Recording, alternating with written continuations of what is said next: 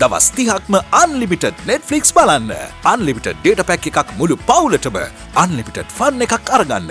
අදම active කරගන්න. ලෙන්ගතුකම වැඩි කරගන්න ලව්ජු රුපියල් 50ට අඩු කළා. මාමේ එන්න අපිට එකක් බොමු.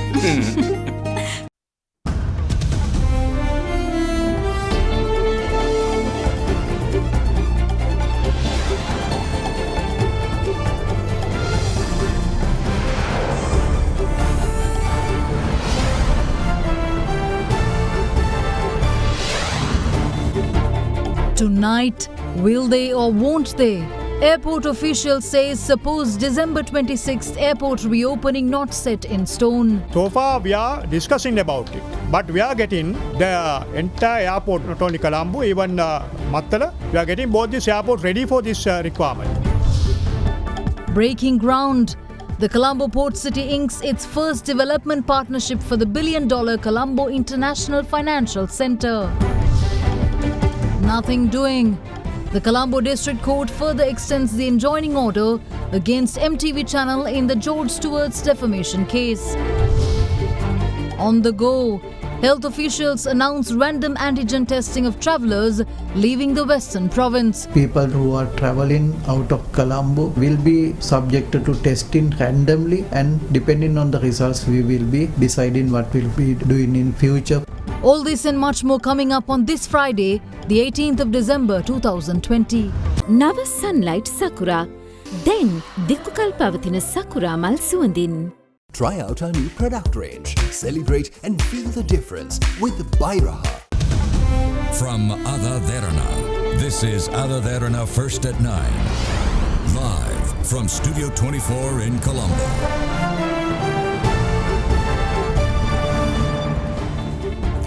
Good evening and welcome to First at 9. I'm Shanella Fernando. Moving on to your top stories for tonight.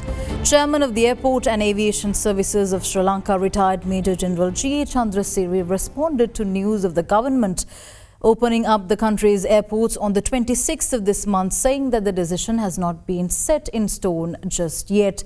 He added that with the project still in its pilot stages, tourists can expect a warm Sri Lankan welcome back to the country once the government decides on the fixed date. For the last 1 month, we have been giving the facility for, according to repatriation program, the passengers who are arriving here to have their duty-free facility without any hindrance from this airport when they are moving out before they go for quarantine procedures. We are planning to give another additional facility. The passengers who have completed the mandatory quarantine process after 16 December 2020 will follow the usual 1 month period, as I said earlier, to make use of their duty-free entitlement. So this is exactly what's going to happen from today onwards, and all our staff is ready for that. You all asked me about the 26th, what's the program going to be. So far we are discussing about it. There's no concrete decision yet, but we are getting the entire airport, not only Colombo, even Mattala, we are getting both this airport ready for this requirement. So you could expect most likely it will start on the 26th. That's good for all of us, and we will make sure if the tourists come to Sri Lanka, we'll welcome them. It's a pilot project that we are starting, and we'll welcome them. We must make sure that we take care of them when they come here, according to all the health guidelines. About this duty-free additional facility that we are providing from today, please do contact 011 226 3017. That is the only number that you could contact to get this facility. We are planning to have minimum 250 persons come in here and collecting the duty-free facility per day. So don't lose this opportunity. And you can do the same thing online. www.airport.lk. That is the online facility. The Port City Colombo has inked an agreement between the LOLC Group and the China Harbour Engineering Company Limited to commence the Colombo International Finance Centre Mixed Development Project. The first stage of the project will see a massive $450 million being invested in the 3.6 hectare development. The signing of the agreement took place under the patronage of Prime Minister Mahinda Rajapaksa and China's ambassador to Sri Lanka, Chi Jinhong. Brown's Investment plc, the strategic investment arm of the LOLC Group, has entered into a landmark agreement to partner with China Harbour Engineering Company Limited to commence the Colombo International Finance Centre Mixed Development Project at the Port City Colombo.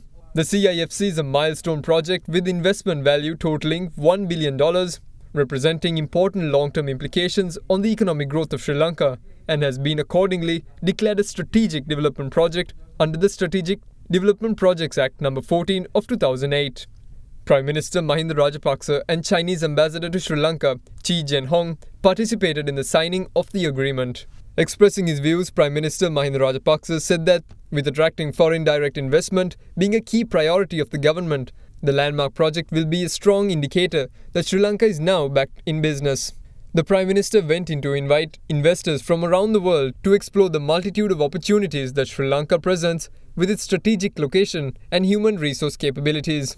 The total investment in Phase 1 will amount to $450 million with a buildable land area spanning 3.6 hectares leased from the Czech Port City Colombo Private Limited and will be jointly managed by Browns Investments and Czech. The enjoining order against the MTV channel Private Limited owned Sirasa News First, preventing it from broadcasting defamatory news pieces targeting George Stewart Health, its chairman Dilip Jayavira and its key officials, was extended until the 30th of this month. The enjoining order was extended when the case was taken up by the Colombo District Court this morning. The case will be next heard on the 8th of January.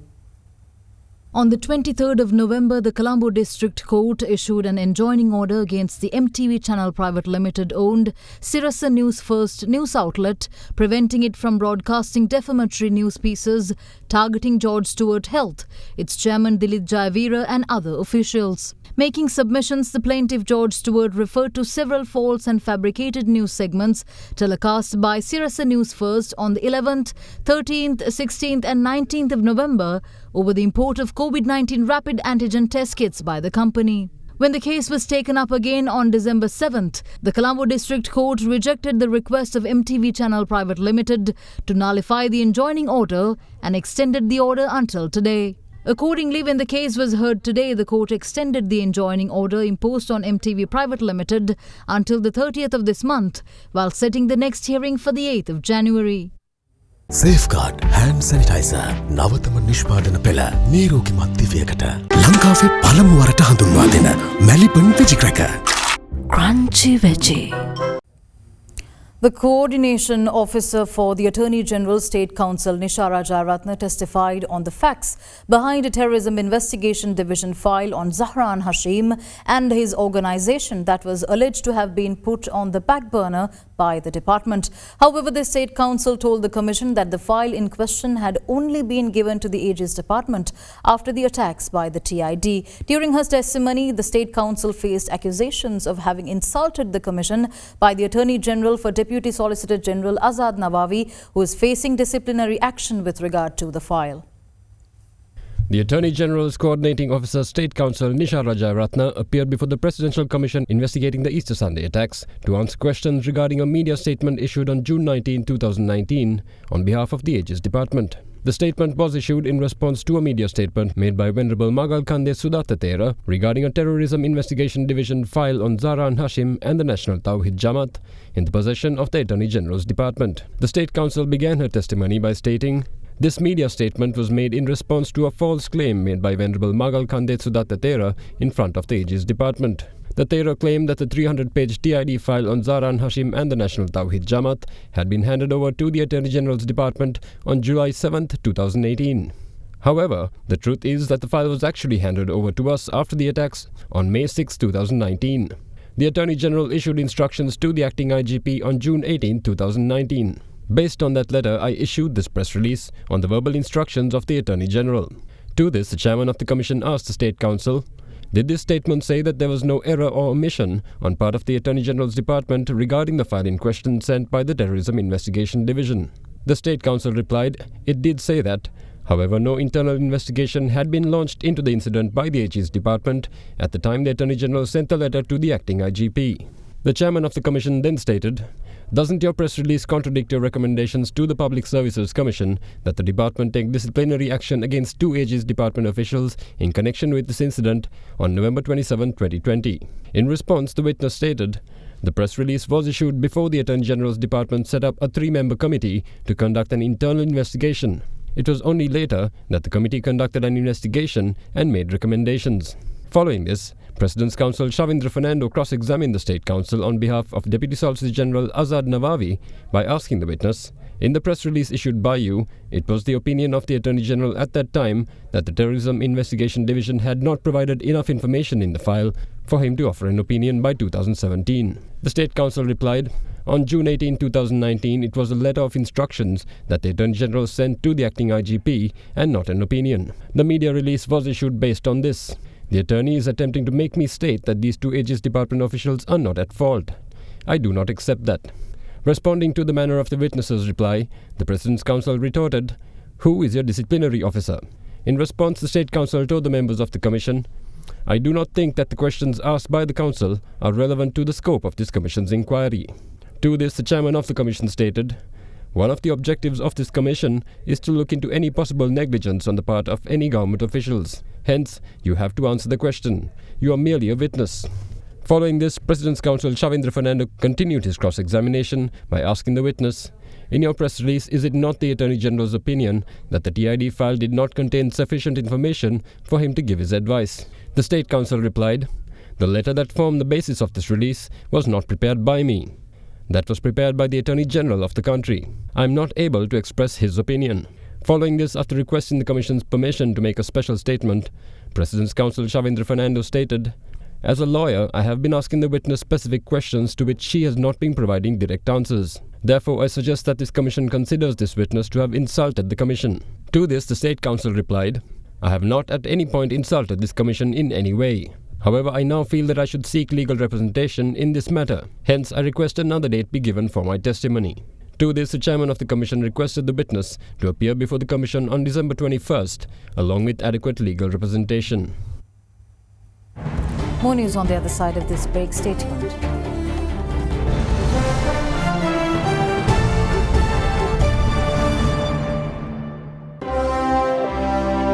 Ceylon Bank, the bank with a heart.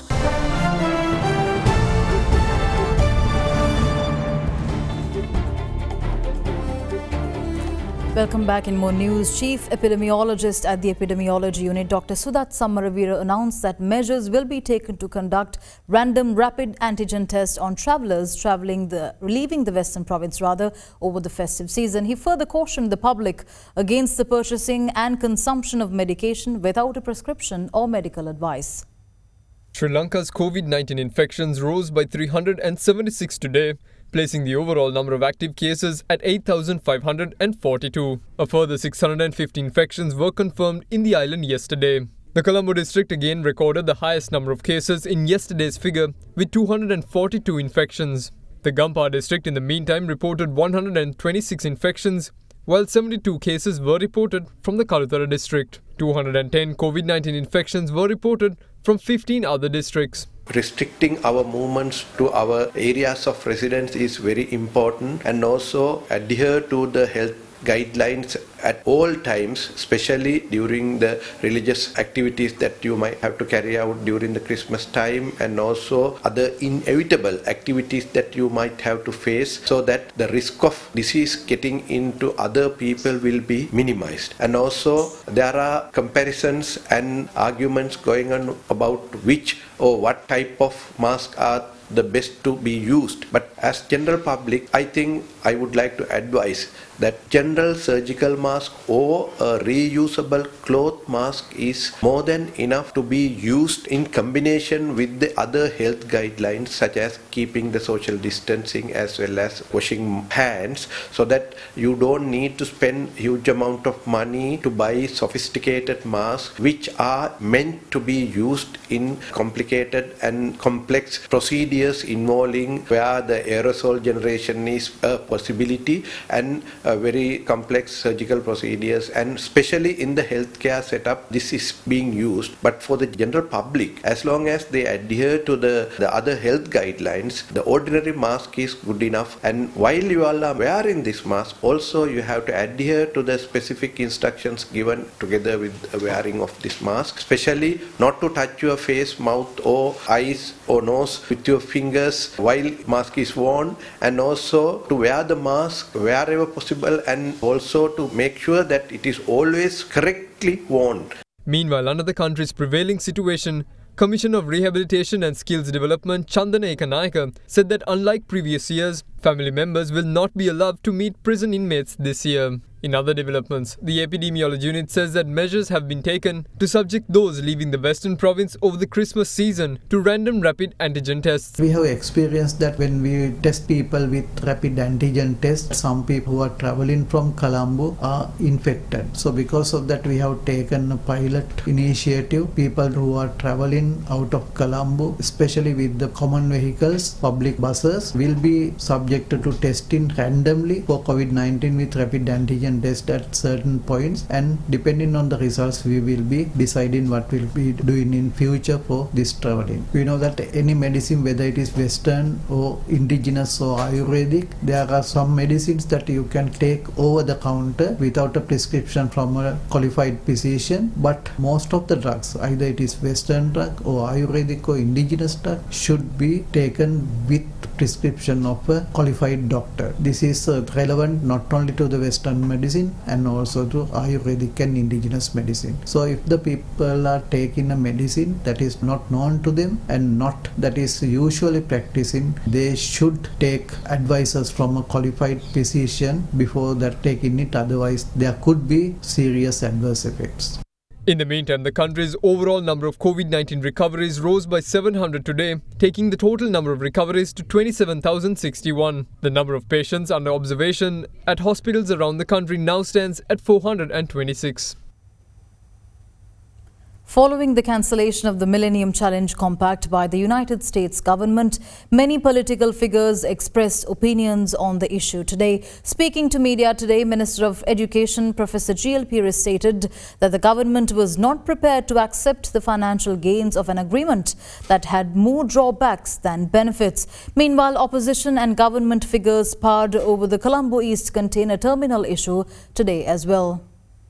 ආර්ථිකයට ඇත්තට මේක මේ අපිට හම්බෙන grant එකක් ලැබුණා නම් අවාසියක් නෑ වාසි. නමුත් ඒ කොන්දේසි පිළිබඳව මම රජයක් විදියට තීන්දුව ගන්න අපිට සිද්ධ වෙලා තිබුණේ. ඒ වගේම ජනතාවගේ අදහසත් හොඳ පැත්තට නෙමෙයි තිබුණේ. මුදල් ලැබෙන පමණින්ම ඕනෑම ගිවිසුමක් පිළිගන්න බෑනේ. පුනරුවන් කමිටුවේ වාර්තාවේ ඉතාමත් පැහැදිලිව සඳහන් වෙනවා වාසි වලට වඩා අවාසි තියෙනවා කියලා. ඔහුගේ යාපාලන රජය අද බලයේ සිටියා නම් කොයි විදිය ඉරණමක් අපේ ජනතාවට අත්වේද කියන එක ඉතාමත් පැහැදිලි. මේගොල්ලන්ට ඒක අස්සම් කරන්න ඕනේ. නමුත් මේගොල්ලෝ එක එක කොන්දේසි දාන්න හදන ඇමරිකාවට. නමුත් ඇමරිකාව කියන්නේ ලෝක බලවතෙක්. අපේ දේශපාලන න්‍යාය පත්‍ර සඳහා ඒගොල්ලෝ කැමති නැහැ පස් දොරෙන් වැඩ කරන්න. නමුත් ඒගොල්ලෝ දෙන්න හදපු ක්‍රමේ රටට තර්ජනයක් තිබුණ නැහැ. ආණ්ඩුවම යනකොට බලමු ඉස්සරහට මොකද වෙන්නේ කියලා. කොළඹ වරායේ එක පැත්තක් කීනට දීලා තිබුණා. දැන් අනිත් පැත්ත නැගෙනහිර පර්යන්ත දෙනවා ඉන්දියාවට. ඓතිහාසිකව අපට අම්පතක් හැටියට තුනේ වරායේ. දැන් අපි අපේ උරුමයට නැති කරගන්නයි යන්නේ. නැගෙනහිර පර්යන්තයේ කටයුතු සම්බන්ධයෙන් විනිවිදභාවයක් පැහැදිලිවම ඉන්දියාවත් සමග තියෙනවා. ඒ විනිවිදභාවයේ උඩ තමයි සෑම කටයුත්තක්ම කරන්නේ. එදා 85% වෙනත් අයට පවරද්දී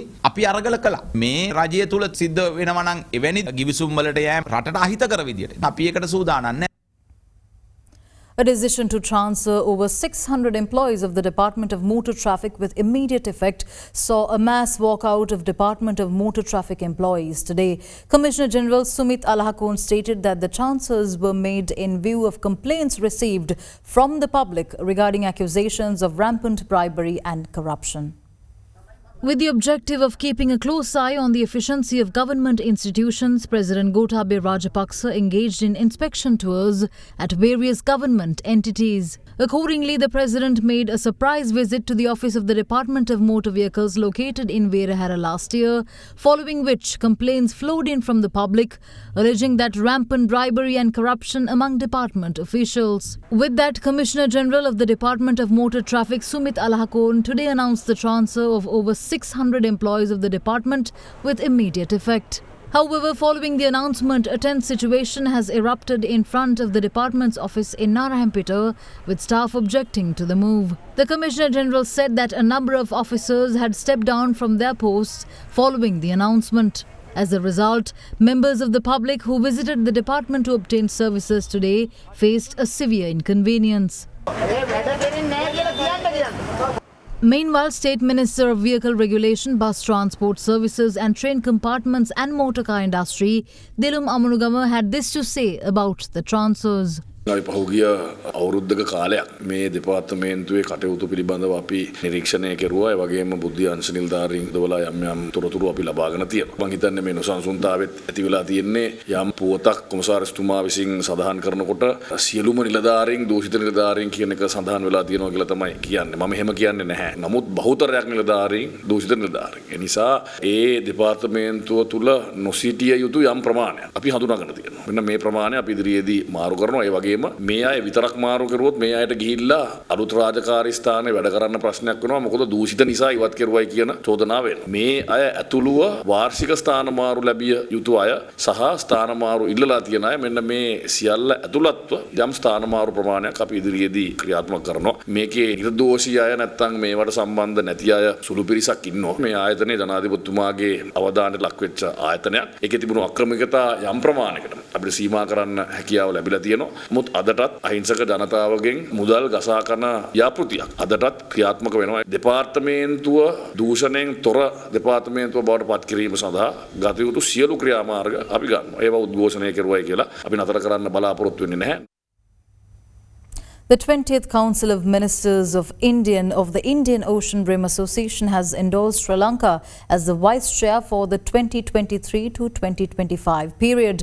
At the virtual meeting held today, Foreign Minister Dinesh Gunawardena reiterated the Sri Lankan government's stance of maintaining a safe, secure and peaceful Indian Ocean, emanating from Sri Lanka's commitment to promote the region as a zone of peace. Foreign Minister Dinesh Gunawardena, leading the Sri Lankan delegation at the Indian Ocean Rim Association, thanked all member states for placing their confidence in Sri Lanka when his application for the position of vice chair was endorsed at the 20th Council of Ministers meeting virtually hosted by the United Arab Emirates today. Sri Lanka is expected to take over the chair for the year 2023 to 2025 period. Addressing the member states, the Foreign Minister told the association that Sri Lanka strongly believes that only a safe, secure and peaceful Indian Ocean can bring about economic prosperity, and that this notion emanates from Sri Lanka's commitment to promote the Indian Ocean as a zone of peace. The Foreign Minister added that only continuous commitment and collaborative efforts of all member states and dialogue partners could only help achieve and uphold this UN resolution. Further, the minister stated that Sri Lanka during its tenure wishes to promote track 1 and 1.5 interactions with member states to share experiences and expertise, including best practices and a gathering of parliamentarian friendship groups, so that there would be a platform for interaction on IORA priority and focus areas. Sri Lanka is expected to host the Blue Economy Conference in the second half of 2021 and also undertake a study on identifying bottlenecks to maritime trade in the IORA region. Sri Lanka also indicated its interest to join the IORA cluster group on fisheries management. Venerable Aturali Ratanathera has been appointed by the Our Power of People party to fill its nationalist parliamentary seat. The chairman of the Election Commission, Nimalji Punchiheva, said that the Venerable Thera's name has been sent to the government printer to be gazetted. Accordingly, the former parliamentarian will be once again appointed as a member of parliament under Article 99A of the Constitution. The relevant gazette notification issued by the Commissioner General of Elections has been published by the Department of Government Printing. Our Power of People party had recently faced a crisis following a dispute within the party with regard to its nationalist seat in parliament.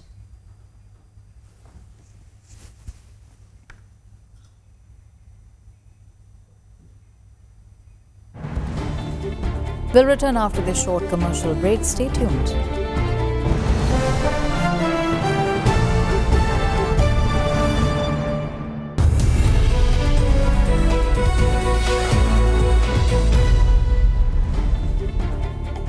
Welcome back in your business news. Fitch Ratings says that pressure from the COVID-19 pandemic's economic downturn is expected to continue to place pressure on Sri Lanka's banking sector through next year as well. The ratings agency also says that Sri Lanka's real GDP is expected to contract by 6.7% this year before expanding by 4.9% in 2021.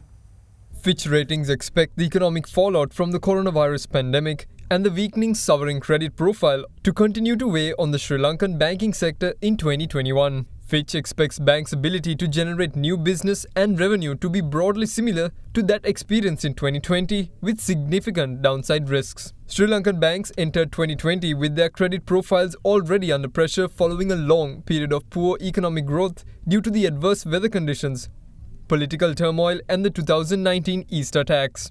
Further, Fitch expects Sri Lanka's real GDP to contract by 6.7% in 2020 before expanding by 4.9% in 2021, albeit off a low base. The ratings agency's forecasts are subject to a high degree of uncertainty regarding the evolution of the pandemic globally and in Sri Lanka. Fitch adds that the operating environment score for Sri Lankan banks has been progressively lowered alongside the downgrade of the sovereign rating, which is a key factor in the assessment of the bank's operating environment given the strong linkage between the sovereign credit profile and the bank's operating conditions. The Fitch report says that the linkage further strengthens during periods of stress as selected banks, in particular state-owned banks, are expected to support the state's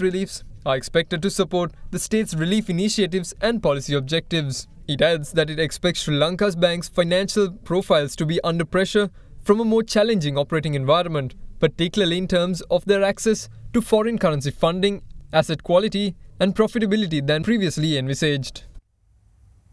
Sri Lanka stocks closed 0.11% down today, with the all-share price index falling 7.20 points to close at 6,616.95, while the S&P SL 20 index fell 10.06 points to close at 2,572.95. Here's a brief report on today's market performance.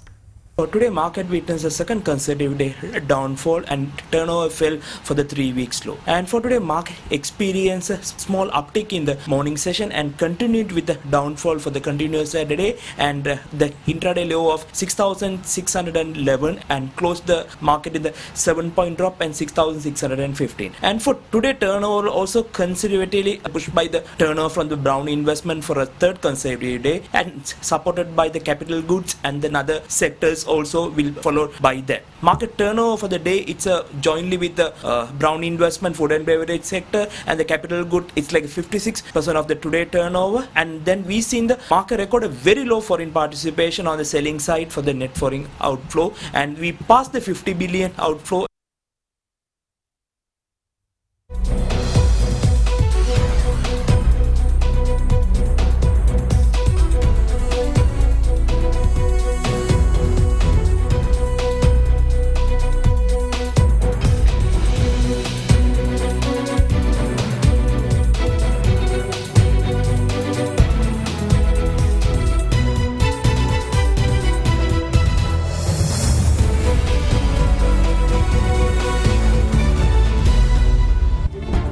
With that, we wrap up tonight's edition of First at 9. Thank you for joining. Have a good night.